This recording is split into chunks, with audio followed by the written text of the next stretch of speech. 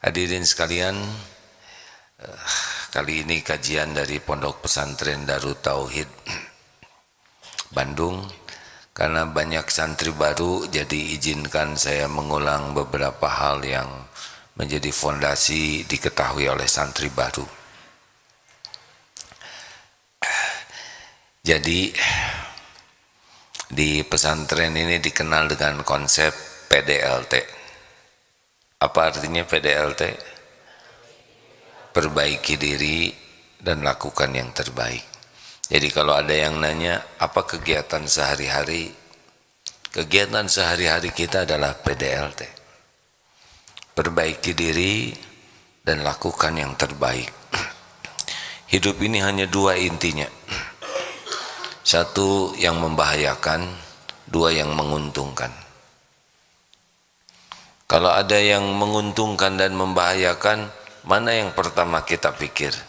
Yang membahayakan atau yang menguntungkan?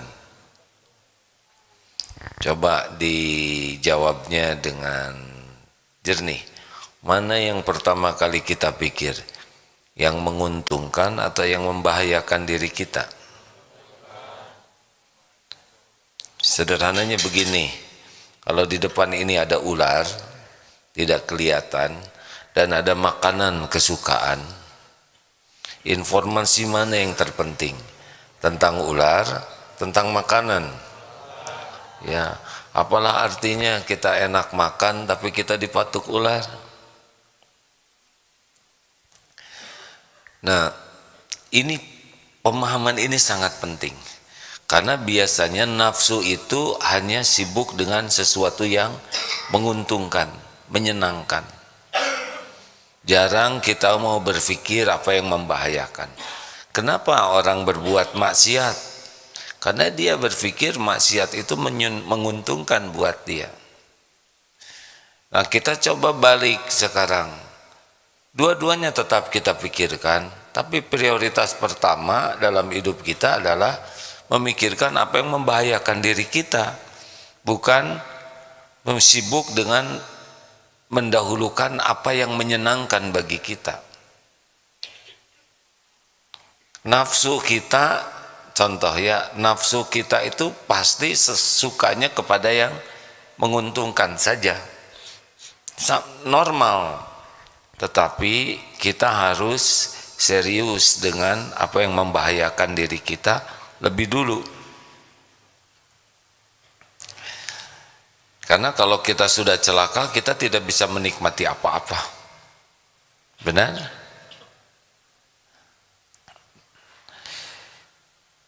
PDLT, perbaiki diri dan lakukan yang terbaik. Kenapa perbaiki diri? Karena tidak ada yang mengancam diri kita selain keburukan, kesalahan, kekurangan kita yang tidak kita perbaiki.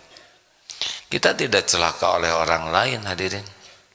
Kita celaka itu oleh zolamtu nafsi, oleh kezoliman diri kita sendiri.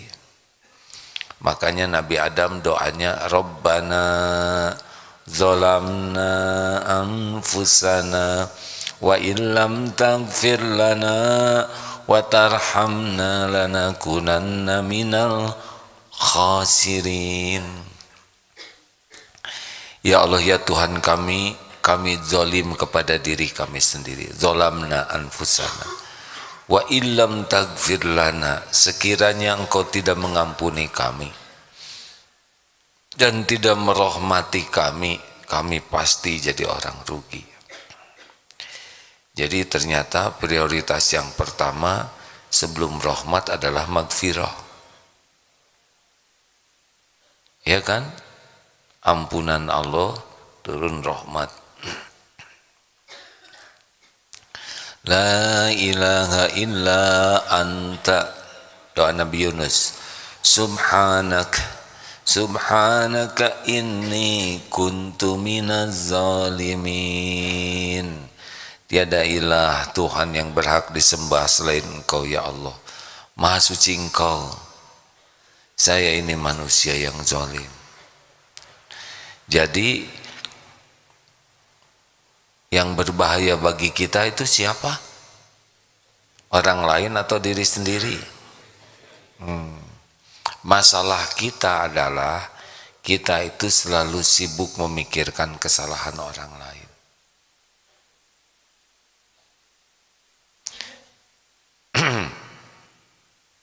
Langsung diam semua yang batuk ya.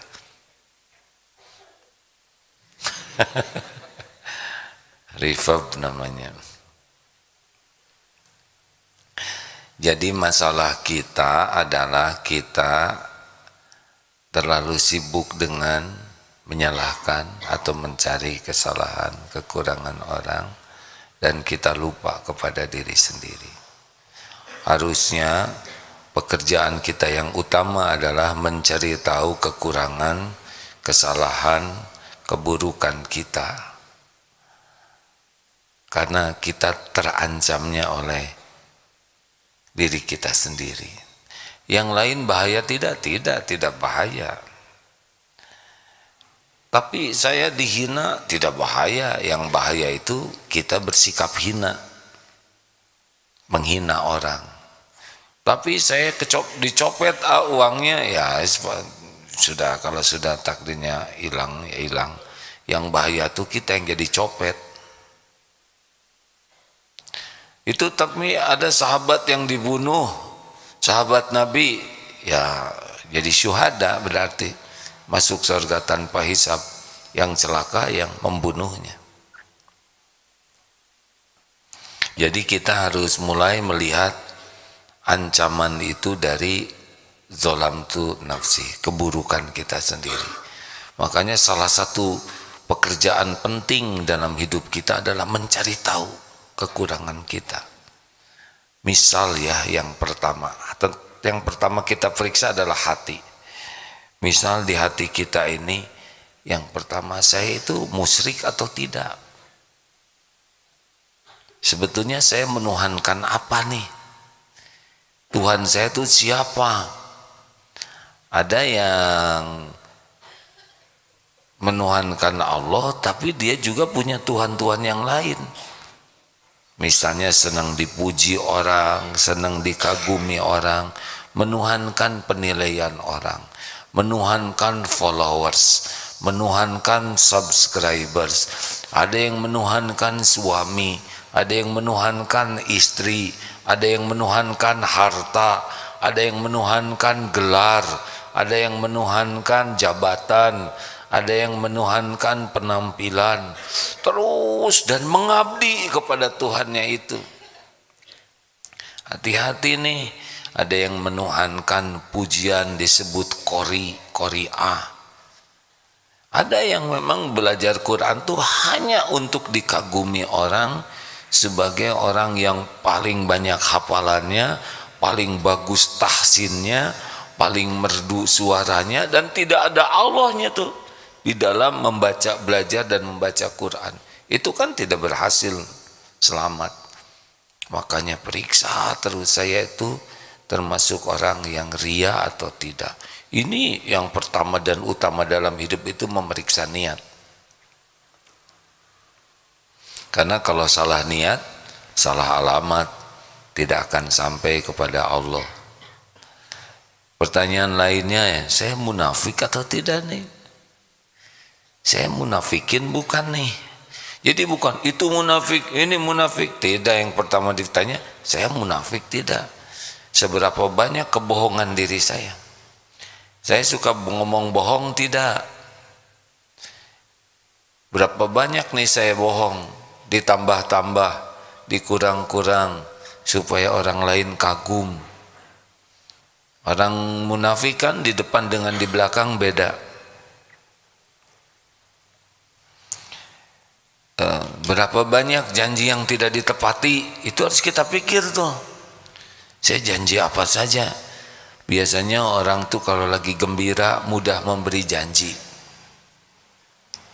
Kata Ali bin Abi Thalib radhiyallahu anhu, jangan suka ngasih janji kalau lagi gembira, dan jangan ngambil keputusan kalau sedang marah, karena dua-duanya kecenderungannya zolim.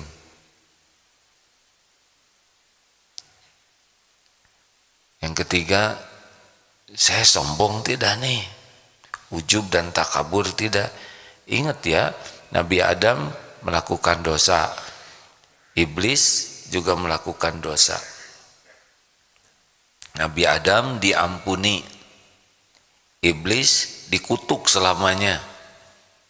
Jenis dosanya beda nih.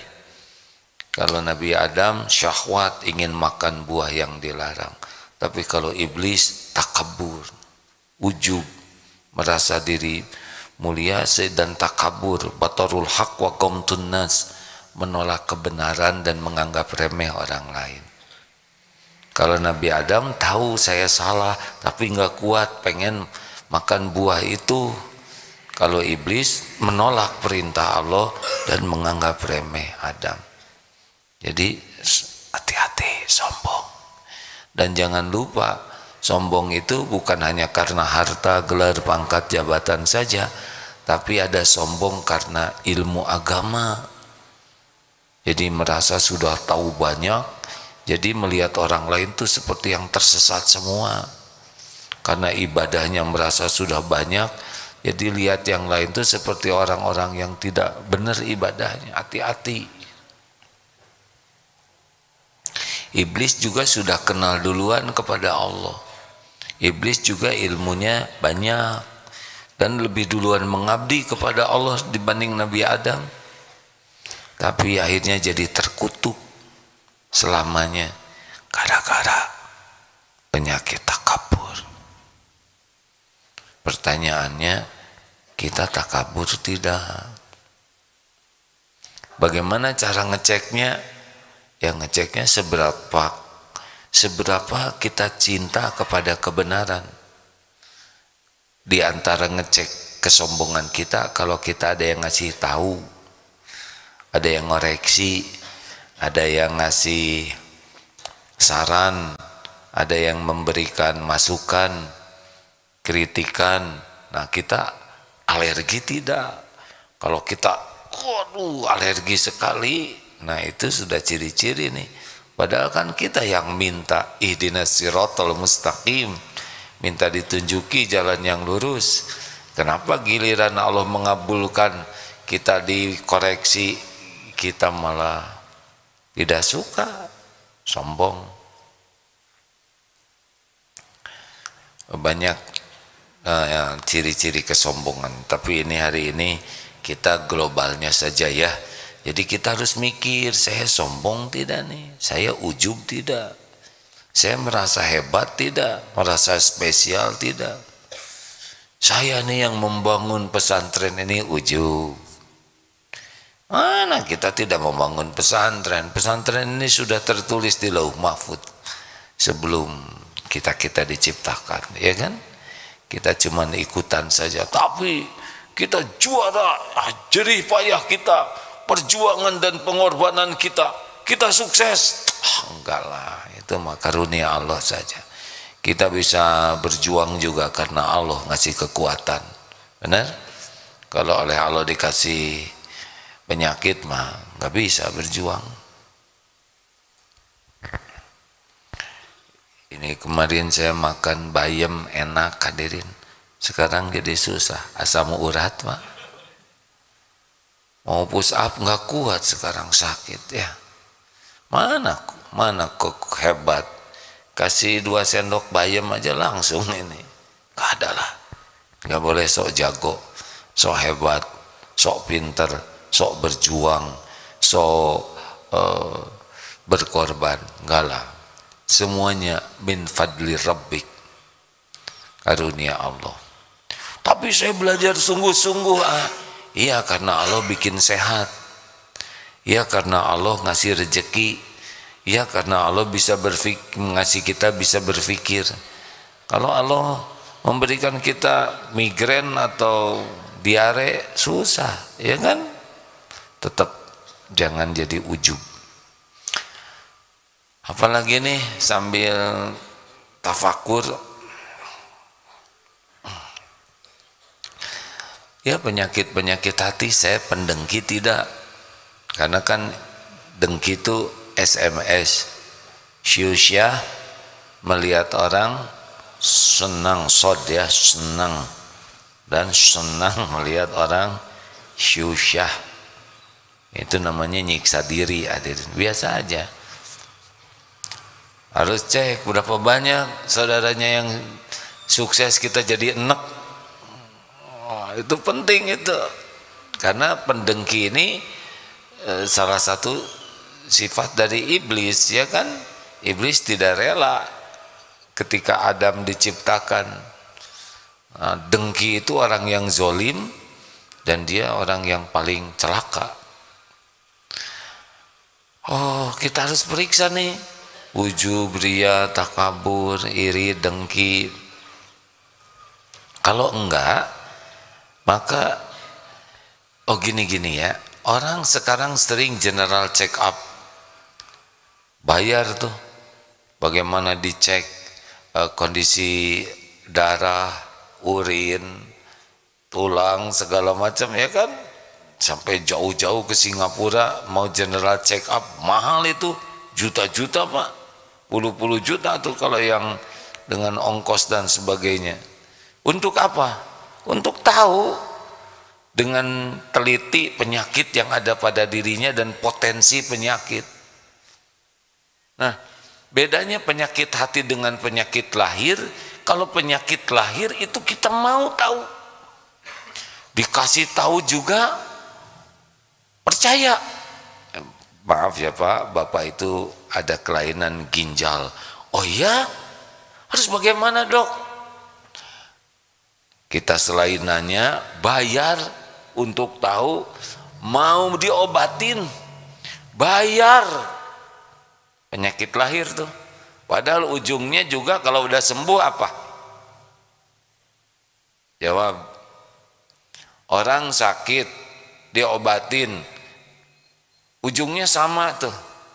Yang sembuh dan yang sakit, apa ujungnya? Maut, meninggal. Udah mau diobatin segimana juga, hakul yakin ujungnya meninggal. Habis-habisan tuh supaya sehat, penyakit lahir.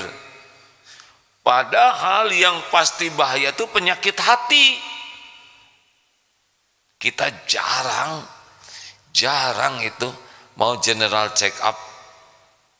Harusnya pertanyaan kita ke teman-teman, kasih tahu dong, apa nih selama berteman dengan saya, kekurangan dan kesalahan saya. Satu, ya maaf, kamu tuh kebanyakan omong. Ya. Yang kedua, gak mau kalah. Siap. Yang ketiga, ketek bau. Ya, siap, saya perbaiki. Ada lagi, sering kentut di mana aja, nyebelin tahu. Siap. Tempat tidur nggak pernah mau ngeberesin. Catat aja, ini nikmat dari Allah, nggak usah bela diri. Kata siapa saya sombong? Kata siapa saya banyak omong? Saya dari tadi diam kan? Lihat sekarang juga masih diam kan? Ini bukan masalah banyak omong, ini adalah dakwah. Tapi kamu orangnya suka keras, kasar. Kata siapa kasar? Saya ini tipe Umar bin Khattab tuh. Aduh, sip lah. Kalau orang sudah sibuk bela diri, itu ciri-ciri bakal sulit berubah. Apa perlunya kita sibuk bela diri kalau toh koreksinya benar, ya kan? Apa perlunya kita sibuk membuat alasan? Alasan itu biasanya memperjelas kesalahan. Apa pentingnya kalau kita salah dikasih tahu sibuk bela diri? Kenapa? Karena sombong, menolak kebenaran. Kalau kita dikoreksi ya dengar saja. Enggak ada kok, enggak ada. Apa karena kita dikoreksi toel, hidung copot? Enggak. Atau tiba-tiba jadi rontok rambut? Enggak tuh. Ibu tuh gara-gara ibu banyak omong, tadi gitu telinga jadi mengelupas. Tidak, enggak apa-apa. Kita enggak tahan terhadap koreksi itu karena sombong saja. Dengar saja baik-baik, ya. berterima kasih, minta maaf, dan jangan balas mengoreksi kalau tidak diminta. Coba Bu koreksi saya, satu, Bapak teh ngajinya jelek, Ibu juga jelek, ini apa-apaan. Ada lagi masukan buat saya, Bapak kurang olahraga, emangnya Ibu rajin olahraga? Sama dong. Kenapa jadi begitu? Orang yang suka balas mengoreksi itu sama orang sombong. Jangan dengar. Kalaupun kita akan mengoreksi, harus dengan cara yang lebih baik. Yang kalau dalam bahasa Sunda, laukna benang, caina herang, ikannya dapat dan airnya tetap jernih. Begitulah kalau bisa, ya. Dan bisanya kita mengoreksi dengan baik begitu kalau tidak emosi. Kalau kita emosi, gimana kalau kita dikoreksi dengan emosi? Ya nggak apa-apa. Berarti dapat dua hal. Satu, dapat koreksinya. Yang kedua, dapat latihan menahan. Memang dikoreksi itu yang paling enak teh koreksinya benar, caranya indah, ya kan? Itu namanya kalau dalam bahasa nasi itu pulen, ya. Jadi dikoreksinya benar, koreksi itu kesalahan kita, tapi dengan cara yang lemah lembut, sopan santun. Oh, jadi nggak enak ke kitanya. Tapi tidak selamanya begitu. Ada yang koreksinya benar, tapi caranya pedas. Syukuri kita dapat dua hal. Satu, kita dapat koreksi. Yang kedua, dapat pedas, ya, yaitu penggugur dosa. Ada juga yang koreksinya ngaco, caranya benar. Maaf ya Pak ya, tolong dikembalikan dompet saya. Emang lembut, tapi kan nuduh maling, ya kan. Kita tinggal jelaskan dan sabar. Ada juga yang koreksinya ngaco, caranya juga error, ya sudahlah, maafkan saja. Lanjut. Selanjutnya adalah mengoreksi diri tentang sesudah niat, terutama niat ya, dan penyakit hati. Kemudian koreksi kelakuan kita nih. Apa yang paling penting? Saya merugikan orang atau tidak? Karena ada yang namanya muflis, bangkrut. Itu orang yang bangkrut di akhirat ini orang yang rajin ibadah, hadirin. Dia sholat, dia saum, dia zakat, sedekah, umroh, haji, baca Quran, tahajud, tapi aktif sekali menyakiti orang lain dan tidak mau minta maaf. Di akhirat nanti kita harus membayar semua keburukan kita kepada orang lain, sekecil apapun nanti akan dibayar. Sholat kita bayar, saum bayar, umroh bayarkan. Kalau banyak yang disakiti di dunia dan tidak tuntas, ya, tidak minta maaf, tidak dimaafkan, bayar. Kalau masih banyak yang disakiti dan stok pahala kita habis, maka demi keadilan bayarannya adalah dosa orang yang disakiti dipikul oleh kita. Nauzubillah. Ada yang tidak pernah zina bisa mikul dosa zina itu. Kalau kita nyakitin seseorang dan kita nggak bisa membayarnya dengan pahala kita, dosa dia diangkut. Makanya al-muslimu man salimal muslimuna min lisanihi wa yadihi.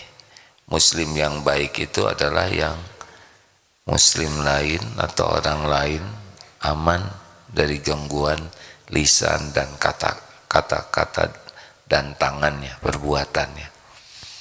Ayo Pak, seperti sholat, ya kan, ada yang sholatnya itu pernah kejadian itu sholat duhur, Allahu Akbar, Bismillahirrahmanirrahim, Alhamdulillahirrahmanirrahim, keras dan ngimamin subhana rabbil azim, subhana sami Allah rabbana walakal hamdu. Semua jadi terganggu. Satu masjid, Pak. Sebelumnya beliau sendiri yang memaksakan diri ingin jadi imam lagi. Bukan bagiannya, tapi cepat-cepat maju ke depan. Hati-hatilah hadirin. Termasuk kita juga ada nih sambil sholat Allah aduh, kita kurang khusyuk, tapi berulang-ulang yang mengakibatkan kiri kanan kita terganggu. Atau ada yang baca Fatihahnya bismillahirrahmanirrahim, alhamdulillah, padahal itu sholat sedang berjamaah. Kiri kanan wajib kita jaga haknya. Terus sedang sujud subhanallah, subhanallah. Hati-hati, ibadah juga tidak boleh ganggu orang, benar? Parkir motor ini bikin macet di jalan. Yang mau ngantor terlambat, yang mau sekolah terlambat, yang mau ke dokter terhambat, gara-gara kita parkir sembarangan. Ada tuh balasannya tuh, ada itu balasannya.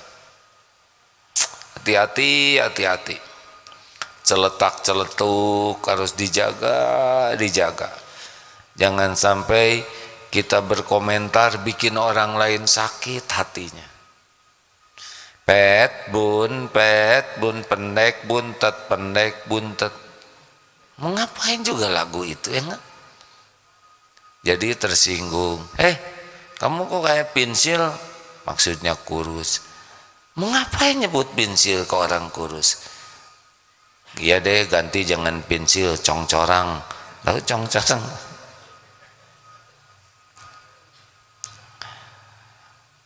Hati-hatilah. Jangan segala ditanya. Yang bisa bikin orang tertekan perasaannya. Ibu teh berapa kintal beratnya? Nah, kuintal ini identik dengan karung, hadirin. Udah nggak usah nanya. Lagi reuni, mana suamimu? Padahal belum nikah. Jadi tertekan. Dan apa urusan kita nanya suami orang, ya kan? Sudah punya anak berapa? Emang semua orang punya anak? Ada yang belum punya anak. Sudah nikah belum punya anak. Dan suka sedih kalau ditanya. Ada yang belum nikah, belum punya anak. Gak usah segala ditanya. Dia naik motor. Ini udah lunas belum? Ngapain juga nanya? Kecuali kalau kita yang mau melunasi. Halo? Ini pertanyaan-pertanyaan yang suka bikin kamu pendidikannya di mana? Mau apa nanya pendidikan kalau kita bukan berkepentingan untuk tahu pendidikan orang? Ya. Kamu udah lulus SD belum? Wah, ini apa lagi? Nanya. Mau apa sih? Termasuk ibadah. Tadi malam tahajud tidak. Terus apa urusannya coba? Guru bukan siapa kita ya. Jadi orang itu jadi kurang. Ya saya alhamdulillah tahajud. Karena memang saya sudah 5 tahun ini tidak lepas tahajud. Dan sebetulnya tidak hanya tahajud. Saya ini setiap malam 1 juz baca Quran. Dilanjutkan dengan saum. Saum Daud saya ini. Jadi rusak semuanya. Gara-gara pertanyaan. Udahlah. Kalau nggak penting-penting amat, nggak usah segala ditanya. Juga kalau ngejawab jangan suka nyepet. Tadi nanya iseng. Sekarang jawaban. Berapa banyak jawaban kita yang suka bikin orang sakit hati? Yang aman mah nggak usah banyak bicara. Banyak mendengar, menyimak. Kalau mau bicara pikir. Benar tidak nih perkataan saya? Manfaat tidak? Bikin sakit hati orang enggak? Pilih kata-katanya, pilih nadanya, pilih. Karena ada kata-katanya benar, nadanya enggak benar. Masih ingat tentang monyet? Monyet, nggak ada yang tersinggung. Coba ganti nada, monyet. Nah. Maaf ya hadirin ya, serius ini. Astagfirullahaladzim. Benar kata Umar bin Khattab radhiyallahu anhu bahwa tidak ada yang paling kusesali kecuali kata-kata yang terlanjur terucap.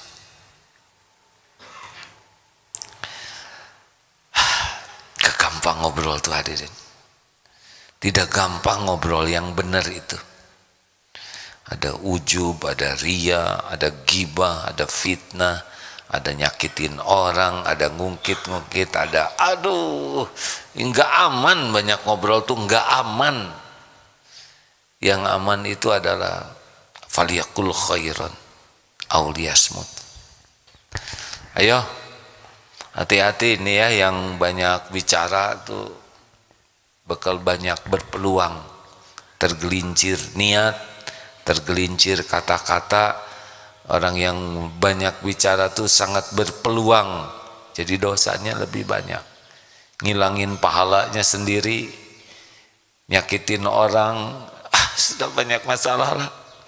Yang paling enak tuh secukupnya aja. Halo, nanti sepi dong kan bicara tidak harus pakai kata-kata, pakai bahasa tubuh juga sudah bicara. Sama itu juga ngaco. Memang nggak pakai kata-kata tapi sama itu juga menghina yang oh kamu segede upil. Memang nggak ngomong tapi gerakannya komen. Dah, hati-hati saja, lebih hati-hati lebih bagus ya. Begitu dulu lah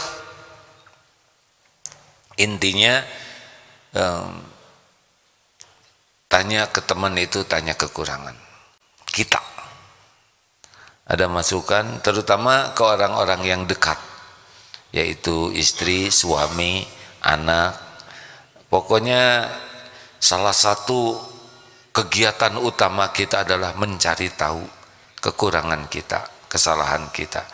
Bisa dengan tafakur, bisa dengan tanya ke guru, orang-orang yang berilmu, bisa juga tanya ke orang-orang yang dekat dengan kita. Cermin yang paling tahu siapa diri kita lah, yang hari-harinya ketemu, atau juga dari orang-orang yang sebel ke kita. Karena orang yang tidak suka ke kita adalah orang yang dengan ketulusan, kesungguhan ya mencari-cari terus kekurangan kesalahan kita. Daripada kita sibuk bela diri, lebih baik sibuk PDLT, perbaiki diri dan lakukan yang terbaik. Tapi ingat ya, kita memperbaiki diri bukan supaya keren, bukan supaya dianggap hebat. Kita memperbaiki diri bukan supaya dikagumi orang, bukan supaya orang jadi baik ke kita, bukan supaya terkenal. Enggak, kita memperbaiki diri kenapa? Karena Allah suka. Innallaha yuhibbut tawwabin wa yuhibbul mutatahirin. Sesungguhnya Allah sangat mencintai orang yang bertobat dan mensucikan diri. Jadi kenapa kamu gigih memperbaiki diri? Karena Allah suka. Gitu. Perkara orang lain, wah saya sudah memperbaiki diri, tapi saya nggak diakui, nggak ada masalah. Dulu pernah ada ibu-ibu dipesantrenkan oleh suaminya 2 minggu di sini. Udah mau selesai, kecewa. Ibu kenapa? Suami saya gak menghargai, pada saya 2 minggu sudah tobat, 2 minggu saya sudah perbaiki diri, tapi suami saya tetap tidak menghargai. Berarti ibu belum tobat. Oh, bagaimana belum tobat? Ya berarti ibu masih berbuatnya karena suami. Kalau mau memperbaiki diri, tobat karena Allah saja. Suami mau menghargai atau tidak, yaitu urusan suami dengan Allah. Tapi ibu tobatnya diterima Allah, itu yang terpenting. Jadi ingat ya, kita memperbaiki diri bukan untuk diakui orang kita sudah berubah. Nih bapak-bapak yang pesantren, ini kan mana mau di wisuda ya? Baru juga daftar udah di wisuda lagi ya. Pesantren di wisuda, kita udah berusaha memperbaiki diri, itu sedang nyeletuk, wah kamu pesantren nggak ada perubahan, nggak usah sakit hati. Padahal kita udah merasa ada perubahan, sholat jadi lebih baik, malam tahajud, tapi kata orang nggak ada rubahnya kamu, dah itu tes aja, nggak usah ngotot bela diri. Masa saya nggak ada perubahan, kamu aja yang bebal, nggak punya pikiran, nggak punya perasaan, benar berarti nggak berubah ya. Udah nggak apa-apa, nggak apa-apa. Memang kita menjadi baik bukan untuk diakui orang lain. Kita menjadi baik karena perintah Allah, wa ahsinu innallaha yuhibbul muhsinin. Ini yang kedua dalilnya tuh. Dan berbuat baiklah, sesungguhnya Allah mencintai orang yang berbuat baik. Nah begitulah rekan-rekan sekalian. Jadi kita harus jelas nih kesibukan apa sehari-hari kita. Ini berita-berita yang ada jangan sampai nambah dosa kepada kita, ya. Harus nambah kita menjadi baik dan nambah kita memperbaiki diri dan berbuat yang terbaik. Jadi jangan berita ini tuh ngotorin hati, ngotorin pikiran, nambah dosa, jangan. Hidup cuman sebentar. Ada pertanyaan silahkan. Cik. Ya sudah ada dari medsos. Ya silakan. Izin bertanya, kenapa banyak menjalankan amal ibadah tapi niatnya bukan karena Allah dan dibiarkan oleh Allah sehingga ibadahnya menjadi sia-sia?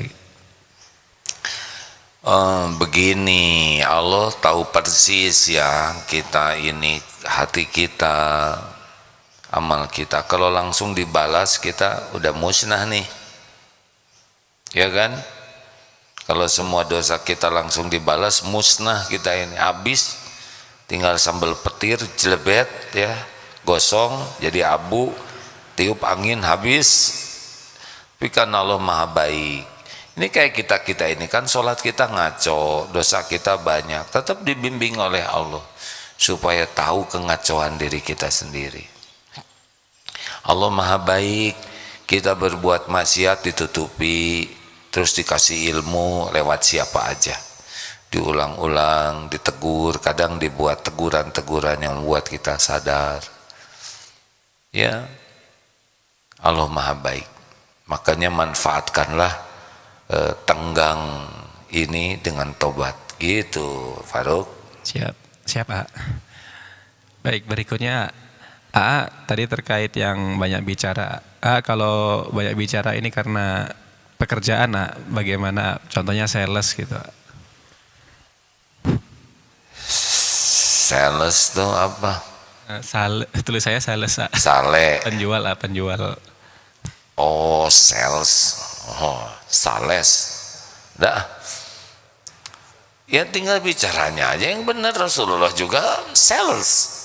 Rasulullah kan dagang. Tinggal jangan bohong. Jangan mengada-ada, jangan sumpah palsu, bicara saja proporsional. Ini punya pengalaman luar biasa ya.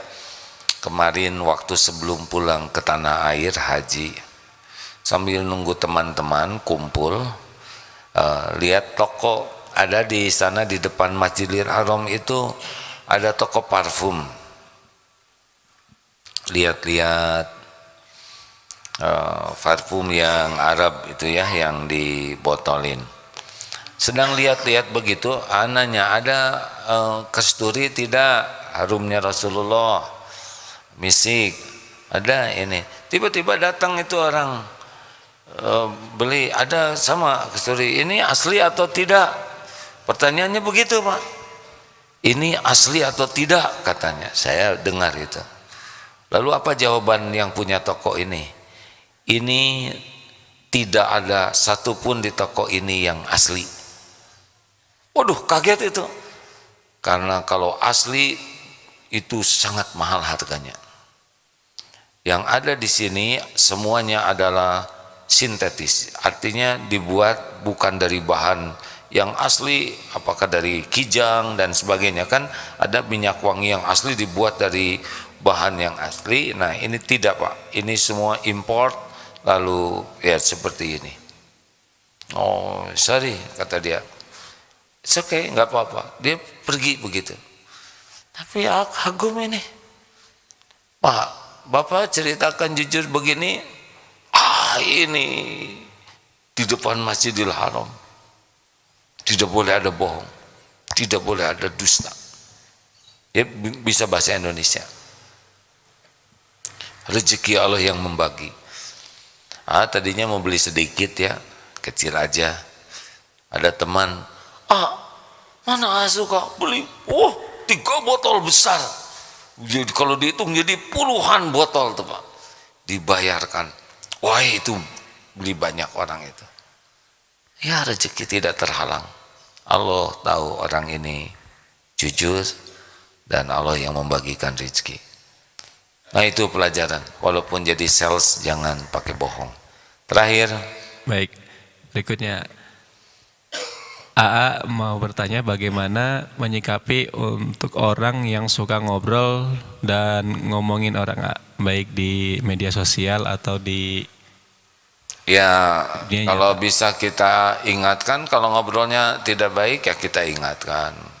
Kalau tidak bisa ingatkan, minimal jadi pelajaran supaya kita tidak meniru. Dan ada satu lagi, doakan tanpa harus di WA kepada dia, ya enggak. Saya mendoakan kamu supaya kamu nggak banyak omong ya, supaya mending diam-diam rahasia, karena doa yang rahasia itu mustajab. Rekan-rekan sekalian, tepat jam 6, mari kita tutup dengan doa akhir majlis. Subhanakallahumma bihamdik, asyhadu an la ilaha illa anta, astaghfiruka wa atubu ilaik.